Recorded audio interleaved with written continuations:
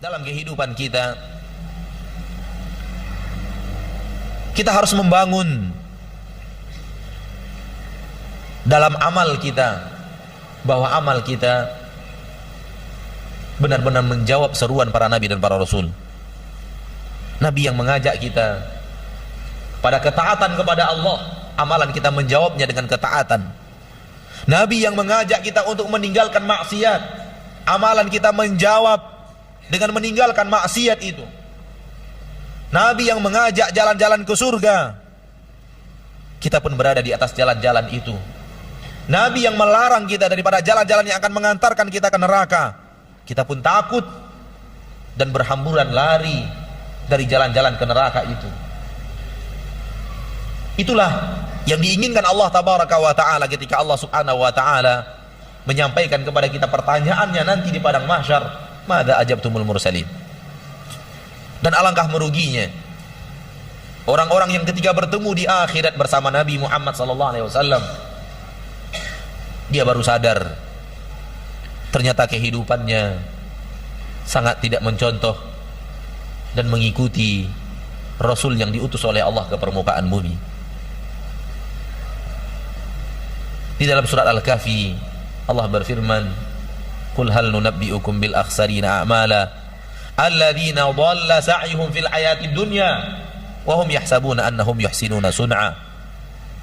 Maukah kalian kami beritahu tentang siapa orang-orang yang paling merugi amalannya? Orang-orang yang di dunia salah amalannya, namun mereka mengira merekalah orang yang telah berbuat baik.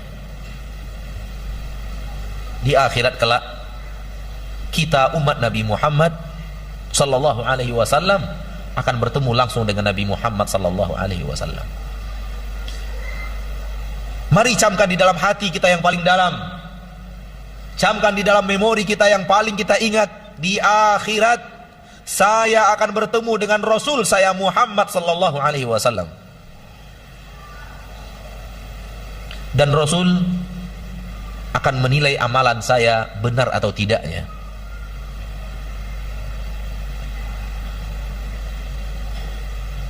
Jangan kira bahwa apabila kita sudah beramal lalu kita yakin pasti amalan itu akan diterima di sisi Allah. Yang akan diterima di sisi Allah adalah amalan kita yang sesuai dengan risalah Rasulullah, dan Rasulullah SAW yang akan menjadi saksi di hadapan Allah sesuai atau tidak sesuainya.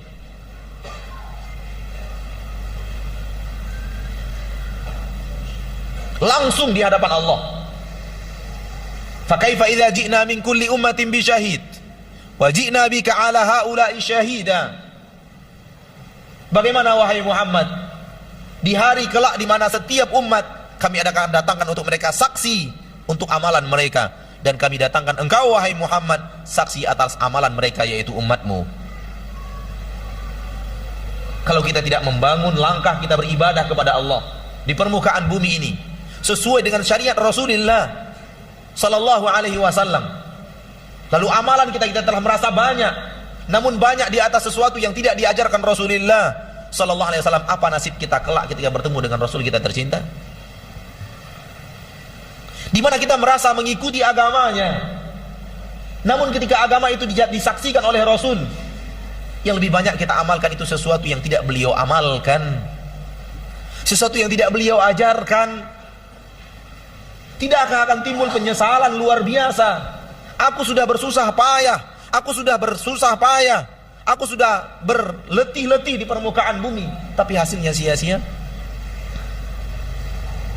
Inilah yang Allah gambarkan di dalam Al-Quran surah Al-Ghashiyah. Hal ataka hadithul ghashiyah, wujuh yawma idin khashi'ah, amilatun nasibah. Tidakkah datang kepadamu hari kebangkitan, cerita tentang hari kebangkitan? Ada wajah-wajah yang tertunduk lemas,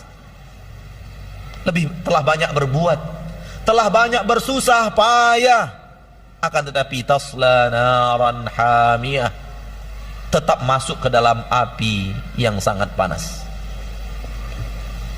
Para ahli tafsir di dalam ayat ini menerangkan, mereka adalah orang-orang yang telah berjibaku, orang yang telah berbuat hal-hal yang besar dan menganggap dirinya telah beribadah kepada Allah. Ternyata di akhirat tidak diakui sebagai amalan.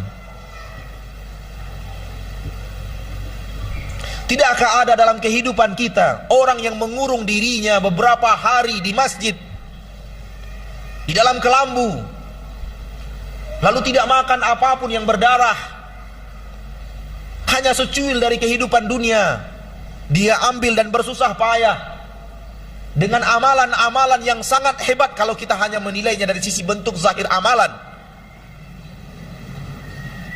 Zikir-zikir yang sangat panjang yang harus mereka rutinkan di malam hari dan di siang hari. Mereka melawan kantuk, melawan nafsu dunia, dan di antara mereka bertapa di gua belasan tahun untuk mencari agama dan kesolehan menurut mereka. Bukankah ini pekerjaan berat? Ada orang yang puasa 7 hari berturut-turut tanpa makan dan minum. Ada orang yang berpuasa 40 hari tanpa boleh makan apa-apa selain yang berwarna putih. Semua itu adalah pekerjaan berat. Semua itu adalah pekerjaan berat. Namun pernahkah mereka bertanya dalam kehidupannya, apakah pekerjaan-pekerjaan berat ini sesuatu yang diajarkan oleh Nabi Muhammad SAW? Ataukah ini adalah sebuah kebiasaan yang kita terima dari turunan-turunan kita dan kita anggap sebagai ibadah? Pernahkah mereka membolak-balikkan kitab Al-Quran dan hadis untuk mencari landasan berpijak untuk mengamalkan amalan-amalan tersebut?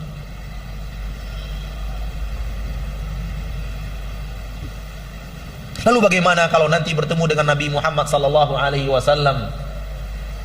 dan amalan-amalan berat itu tidak diakui sebagai agama yang pernah beliau ajarkan kepada manusia di permukaan bumi? Karena beliau tahu mana yang beliau ajarkan dan mana yang tidak beliau ajarkan. Inilah hal yang wajib untuk kita hadirkan dalam amalan kita, sehingga beramal di atas sesuatu yang benar-benar ada keterangan yang jelas dari Nabi Muhammad. Walaupun jumlahnya tidak banyak, kata para ulama, itu lebih baik dibanding kita mengamalkan amalan-amalan berat namun tidak jelas keterangannya daripada Nabi kita tercinta Muhammad SAW. Itulah agama yang difahami oleh para sahabat dari Nabi Muhammad SAW, sehingga terlontar dari mulut Abdullah bin Mas'ud, sahabat Nabi kita yang mulia SAW, al-iqtisadu fi sunnah, beramal tidak banyak tapi benar-benar di atas sunnah Rasulullah yang jelas, khairu minal ijtihadi fil bid'ah, lebih baik daripada amalan yang sangat banyak, kerajinan yang luar biasa tapi tidak di atas sunnah Nabi Muhammad SAW sedikit pun.